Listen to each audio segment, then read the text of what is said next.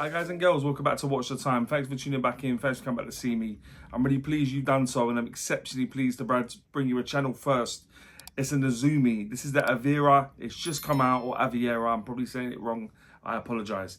But Nezumi's been a brand I've been aware of for a while.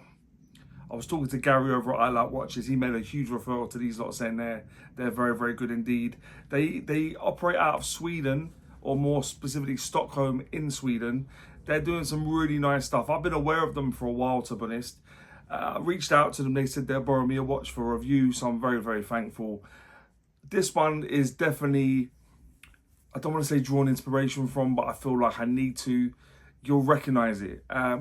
You'll see my title, so I've obviously played on it a little bit. Cool watch. Got a true GMT inside. I really like it. I'm here for this style of watch. There was a glaring thing that bothered me when I first put it on the wrist. I'm sure you'll notice it. If not, I'm gonna touch upon it at least a couple of times in the video. But yeah, it's a nice watch, good movement, well put together. This is the full lume dial. There's other options available, which I will show as we go through the video. Because I want you to make an informed decision. If you really like this watch, please use the link in the description. If it's not for you, I'm sure I'll feature something before or in the future. So then the breaks. But it's a cool looking watch. And yeah, I'm here to see these Microbrands, to be honest. I'm loving some of the stuff that these Microbrands are putting out. But I'm going to stop going on because you want to see the watch. So get yourself a nice beverage, a nice brew, because it's about that time to get the camera turned around and get on with it. Hi guys, so this is the watch. I presume this is the packaging you're going to get. It looks pretty nailed on, to be honest. Yeah, the Nezumi Aviera, as I mentioned. Let me get this out of the cardboard box. It comes with a sort of inner, looks leather, maybe leatherette. I don't know, I'm going to put that bit of cloth back in as well, I'm not sure. But this is the watch. It looks pretty cool, doesn't it? They've definitely drawn inspiration from a more well-known watch. But nowadays, it kind of goes about saying, doesn't it? Lots of stuff. It's very difficult to be original nowadays, 2025. But that's the packaging. Not bad. Sort of leatherette inside, cardboard outer, and there's the watch. So yeah, this is the Nezumi Aviera. A couple other colours to choose from. The model number for this particular one is the AA3.302. But yeah, 3 different ones to choose from. I'm sure there'll be one in keeping with your taste. So there we are. The movement inside this watch, you won't be able to see it. Nice cool case back though. Is a Miyota 9075 movement. It's a true GMT. This movement's become sort of the movement of choice. For a long time it was the NH34. The 9075 now is the sort of movement people want in their watch. Don't mind NH34. This one's a true GMT, given you can move the GMT, the hour hand, excuse me, independently. But yeah, nice. I love the Miyota high beat movements. The 9000 series, I've said many times, are my movement of choice. So when I saw that it was in this watch, I was here for it. 28,800 beats per hour. This one's running only a couple of seconds faster a day. So like I said, I'm here for that. The construction of the watch, aside from the crystal on the front and the FKM rubber strap, is all 316L stainless steel. So that's the bezel. You'll notice at the 24, for some reason, it's off to the right. Bit disappointing, but the bezel, crown, case back, and the hardware, all 316L stainless steel, all brushed, and to a good standard, to be honest. I like the way the lugs twist as well. So yeah, crown, case back, bezel, and the hardware in the shape of the pin buckle clasp, all 316L stainless steel. The case thickness of the watch is 13 millimeters. The case diameter I measured from the 8 to the 2.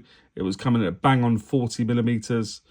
When you go from the 9 to the 3, including the crown, when it's obviously screwed up, it's coming at 43.2 millimeters. The lug width on this is 20, and the lug to lug tip, the tip of the watch, is 47.1 millimeters. So good proportions generally.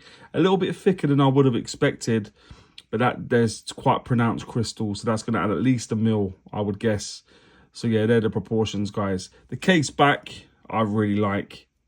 I'm a bit of a sucker for a case back, and they've done that case back very well. Established 2011, Nezumi, Stockholm, creating bonds, and it's just got some bits of information that we're going to run through. Generally fixed 24-hour bezel for the GMT hand, screw down crown over at the 3 o'clock position.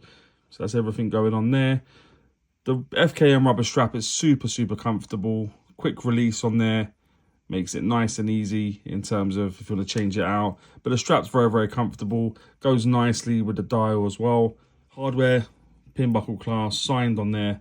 The catches are nice. They've got catches in there. So it goes into those holes. So it stays in place, which I'm always here for. The crystal covering the dial was a sapphire crystal. And given it's got a serious bit of domage there, I'm liking the clarity on it. I've been enjoying this. This has been quite a nice watch to take shots of. And like I said, it does play a little bit, but it's kind of the nature of the beast when you're using 3 different lights on a reflective surface. Nothing's ever going to be perfect, but I do like the crystal clarity on that sapphire crystal. The water resistance, you'll make out down at the 6, is 200 meters. So that'll give you 20 atmospheres of water resistance, and the weight's going to appear in the top right. So 96.2 grams, so below 100 grams, and it feels sturdy, it feels well made. But yeah, that's the weight of the watch. But let's have a look at the dial in a bit more detail. So nothing's been applied onto that dial. It's sort of like a creamy white yellow sort of color. That's for the lume, and we'll see that in a few moments. So you've got a minute track going around the outer edge. You've got 24-hour on the bezel and inside that minute track as well, just to help you with the second time zone when you're going to set up the GMT hand and everything else. Everything else apart from the dial, which is sort of like I said, creamy white yellowy color, is black. So you got the numerals or the buttons inside that minute track. So you got 12, 3, 6, and 9 in Arabic numerals. You got sort of buttons everywhere else. Like I said, not applied, just printed onto the dial. Looks like it's been done quite substantially though. So as they've printed out onto the dial, they've probably done it a few times to get that sort of impact and effect that they've gone for. You've got Nezumi, so you've got their logo and Nezumi Stockholm all in one, all in their area. Bit much. I would have probably just gone for the logo, maybe Nezumi. I don't think you need everything there, but that's my preference. I don't like having War and Peace on my dials, to be honest. But down at the 6, you've got Aviera, 200M, 660 feet. The hand proportions are nice. I like the fact it's skeletonized as well. So as it goes round, you can still see the dial. You'll still be able to see the lume underneath that as well, which is cool. You got the hour and minute sort of syringe style, different sort of hands in terms of length, but very similar in aesthetic. You got the second hand, just long, reasonable size counterbalance on there. You got the GMT, which reaches out optimally just below where the second hand reaches out to, which is cool. So it helps you with the GMT in terms of using it either on the bezel or the minute track. So it makes it easy to use. Sometimes with GMT hands, it looks like they're quite short, which makes it quite difficult for the second time zone. And now you're wondering, Si, you mentioned the lume a couple of times now. What's it saying? And I'm pleased to report the lume is decent. I wasn't sure. The last couple of watches I've had with full lume dials, they've kind of let me down a little bit. So I was really hoping that Nezumi would redeem the full lume dial brigade, and I'm pleased to report they have. It goes and goes and goes a little bit more. Definite aesthetic of a more well-known watch, but I'm loving the full lume on this, and I like the fact they've gone for all black in the other areas, so a bit of difference from when it's on full lume, so you can still make out the time and everything really nicely. Sometimes they go for full lume on dials, and the indices and stuff are not as easy to distinguish. That's not the case here, which I'm pleased to report. Given it's got a 9075 inside, so you can change. I'll move it over to sort of, we'll go for all the way around, because I'm quite partial to the position that I normally record at. So you'll see it hacks, the second hand hacked. You take it out to the first position now, and as I said, you can change the hour hand, whichever way you want to go. Ordinarily, if there was a date on there, it would change the date over for you, so it makes it nice and quick and easy just to scroll through, whilst also not impacting the GMT hand.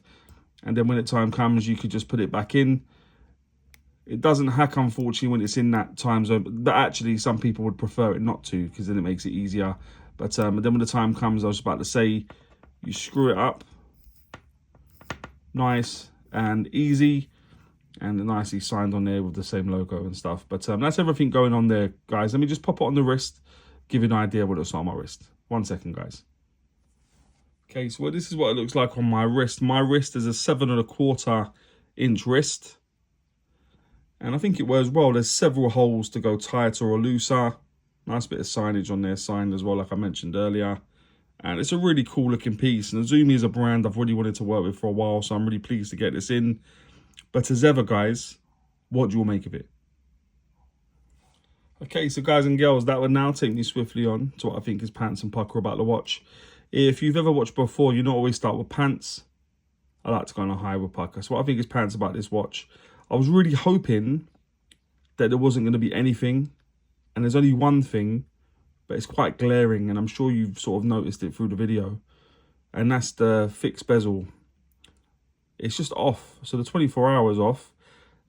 In other places, it looks reasonably done. But I'm not sure why it's so far off at the 24. It was one of the first things I looked at and it really annoyed me. My OCD was just going mental. Yeah, that's a problem, guys. That needs to be level with the 24. I don't know why it's over so far to the right. But where it's a fixed bezel, I'm sure it's something that can be fixed quite easily. But yeah, the bezel is the only thing I'm going to mention of the pants. What I think is Pukka, considerably more, because I do like this watch and I do think Nezumi are making some great watches.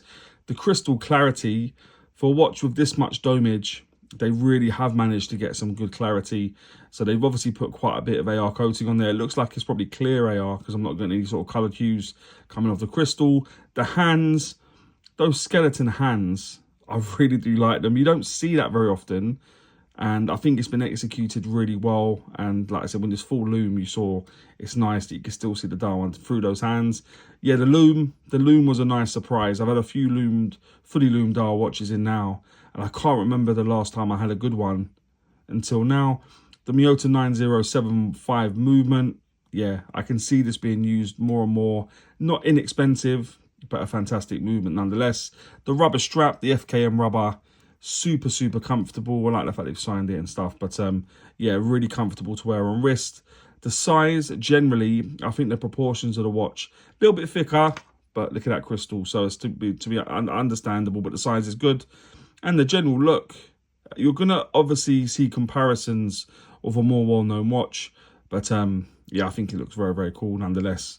So the things I'm going to say for Pukka is I'll go the crystal clarity, hands, loom, movement, rubber strap, size, and the general look of the watch. And that'll take me on to, would I recommend this watch? And I mean, the bezel's annoying. I can't lie. It's something that's, yeah, it's bugged me. Just because I think a watch as nice as this deserves the bezel to be done properly, to be honest. And like I said, everywhere else looks fine apart from that 24. But given everything else, the movement, the finishing, the way it looks, the loom, the everything, I'd have to say yeah. For the price up in front of me, I think it's a very nice watch. And yeah, I'm keen on it. So yeah, I would definitely recommend it, guys. But guys and girls, as ever, please let me know what you think about this watch. And maybe any other watches you may want to see on the channel. And as I always say, don't forget to like, comment, subscribe. And always watch the time. Take care, guys. All the very best.